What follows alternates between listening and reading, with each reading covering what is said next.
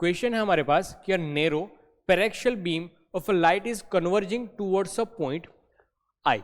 कि दो रेज है जो मिल रही है कहीं पे आई पे,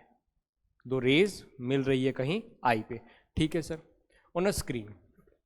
अ plane mirror plates of a glass जिसका thickness t and refractive index mu is introduced in the path of the beam, ठीक है, okay. Converge point is shifted by, बताया गया ऑप्शन में कि T 1 minus 1 upon you away, t 1 plus 1 upon mu away, t 1 minus 1 upon mu near, और ये भी near वाला लेकिन प्लस साइन के साथ। तो इसमें कंसेप्ट आपको पता होना चाहिए क्या सर, कि अगर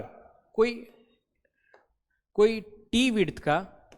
और म्यू रिफ्रैक्टिव इंडेक्स वाला, ठीक है, इसको मैं म्यू या फिर चलो एन लिख देता हूं, चलो ठीक है, इसकी विड्थ मैंने दे दी है कुछ टी, ये एन सराउंडिंग और इसमें है एन। तो अगर यहां कहीं ऑब्जेक्ट है तो उसमें कुछ शिफ्टमेंट आएगा, उसमें कुछ शिफ्टमेंट आएगा। तो ये शिफ्टमेंट के बारे में एक फॉर्मूला आता है जो आपको पता होना चाहिए। शिफ्ट इज इक्वल टू करके इसकी विड्थ जो भी हो वो टी 1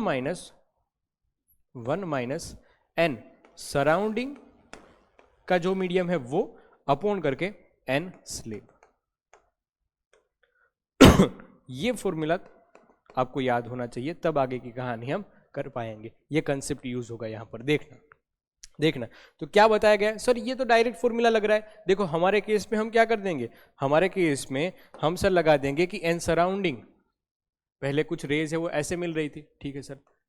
डायरेक्टली बता देंगे कि ऐसे ऐसे मिल रही थी रेज, लेकिन अब कुछ कुछ हो जाएगा, कुछ कुछ जो होगा वो देखा जाएगा, ठीक है सर। तो मैं ये बताना चाहता हूं मेरे भाई, ऐसे रेस थी,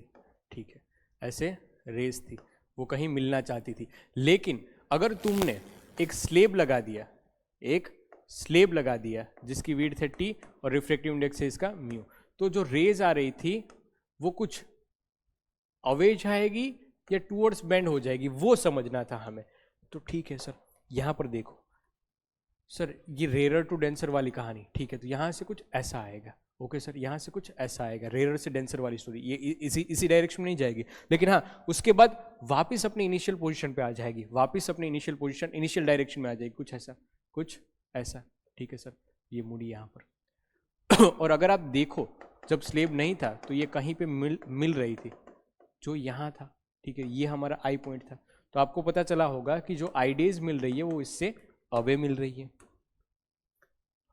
जो आइडियज मिल रही है वो इससे अवे मिल रही है, ये बात समझ में आनी चाहिए। यहाँ पर थोड़ा सा जूम आउट करके देखोगे तो ये नॉर्मल ऐसे कुछ ड्रॉ किया जाएगा, नॉर्मल से इस डायरेक्शन में जाना था, लेकिन रेयर टू डेंसर वाली स्टोरी से आपको पता चलेगा कि सर ये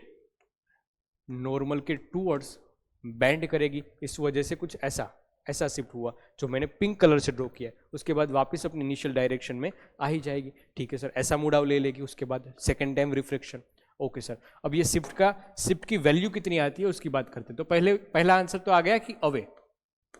एक आंसर तो आ गया कि अवे जाएगा। अब इसका आंसर कि शिफ्टमेंट कितना आएगा सर, तो फॉर्मूला कुछ ऐसा था कि T 1 minus n surrounding upon करके एन स्लेब। अब सराउंडिंग की बात करते हैं सर, टी सराउंडिंग एयर की बात है तो 1